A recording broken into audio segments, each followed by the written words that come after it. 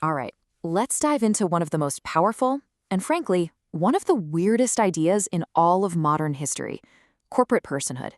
It's the story of how something that can't breathe or think or feel ended up with some of the exact same rights as you and me. And believe me, it has changed, well, pretty much everything. And it all kicks off with what sounds like a trick question. What does a massive industrial railroad have in common with a person? Well, according to the law, the answer is a whole lot. And the story of how we got to that answer is, to put it mildly, absolutely bizarre. So let's go right back to the beginning. And you might think this all started with some grand declaration, but nope. The entire legal landscape of our modern world shifted because of a single, easily missed note in what has to be one of the most boring court cases imaginable. Okay, so picture this. The year is 1886. The case is a simple tax dispute. We are talking about fences, drainage ditches. Seriously, it was a total snooze fest. Nobody in that room had a clue that they were about to witness the beginning of a legal revolution. Now, to really get why this is so wild, you have to remember what was happening. It's only been 18 years since the 14th Amendment was passed, and its purpose was crystal clear: to guarantee citizenship and equal rights to formerly enslaved people. So you can imagine how weird it was when, right before this Del Railroad case gets going, the Chief Justice of the Supreme Court just interrupts everybody. He just announces, totally off the cuff, that the court doesn't even want to hear arguments about whether the 14th Amendment applies to corporations. He says we are all of the opinion that it does. But here's the crazy part. That comment wasn't even in the final official ruling. The court decided the case on totally different grounds. It was, legally speaking, just a throwaway line. And this is just a perfect example of how history can turn on a single tiny moment. A court reporter, a guy named Bancroft Davis, jots down the justice's comment in what's called a headnote.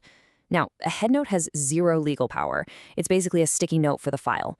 But in the years that followed, other judges saw that note and started treating it like it was the actual law. A clerk's little summary, a legal ghost, somehow became the bedrock of corporate rights in America. It's insane. But that just brings up an even bigger question, right? Why would the law even be thinking about such a strange idea? I mean, to get that, we have to look at the problem that this idea of a corporate person was actually created to solve. You know, as human beings, we've got two huge problems when it comes to big business projects. One, we die. And two, if our business goes bust, we can lose everything: the house, the car, the whole shebang. A corporation solves both those problems. It can exist forever, way beyond any single person. And, this is the really important part, it creates limited liability. That means investors can only lose the money they put in. Their personal stuff is safe. And that right there, that's the whole ballgame. This legal invention is what makes our world possible. Without it, there's no way you could get thousands of people to pool together the massive amounts of money you need for huge, risky projects, like building a railroad across a continent or developing a new vaccine. It is literally the engine of capitalism. Okay, so how does the law just do that? How does it create something that isn't physically real and then treat it as if it is? Well, it uses this incredibly powerful tool called a legal fiction. Now, a legal fiction isn't a mistake and it's not a lie. It's a deliberate tool. It's the law saying, look, we all know a corporation isn't a person with a heartbeat, but for the purpose of signing contracts or owning property, we're going to treat it as one. It's like the law is inventing a new piece for the chessboard just to make the game work better. And if you think this is some kind of weird one-off, it's not. The law is full of these things. The idea of adverse possession, where a trespasser can eventually be deemed the owner of land. Or sovereign immunity, this fiction that says the king can do no wrong, so you can't sue the government for certain things. They're not physically real, but they are absolutely essential, load-bearing pillars of our entire legal system. So we have this useful fiction, right? It was created for the world of business and commerce. But what happens when that fiction escapes the lab? What happens when it starts wandering into the world of constitutional rights that were meant for actual people? Well, what happens is kind of a legal metastasis. It starts spreading.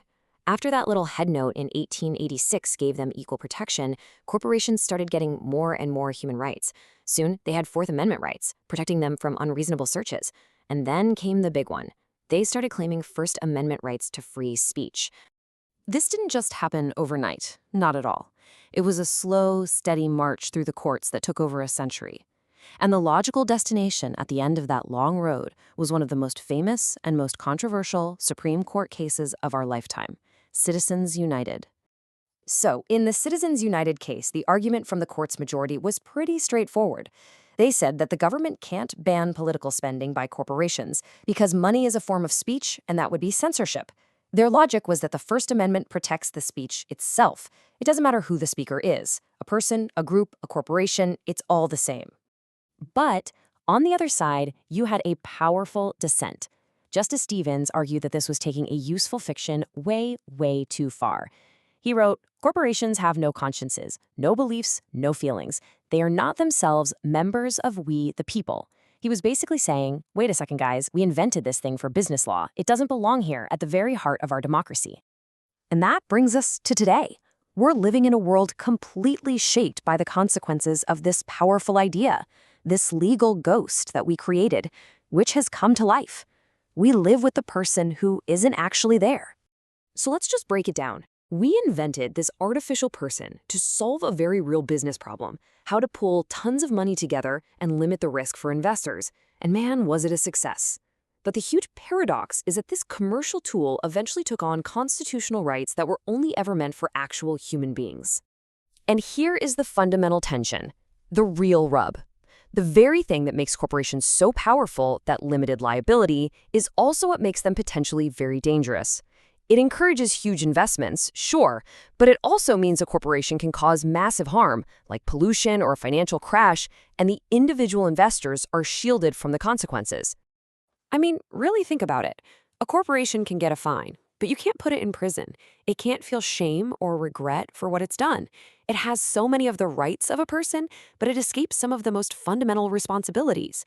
In a weird way, it's a legal person perfectly designed to collect benefits while avoiding obligations. So we're left with this enormous question. A legal fiction, something born out of a simple clerk's note, went on to build our entire modern world. It is a tool of almost unimaginable power. The unresolved question for every single one of us is, what are its limits? And maybe even more important, who gets to decide?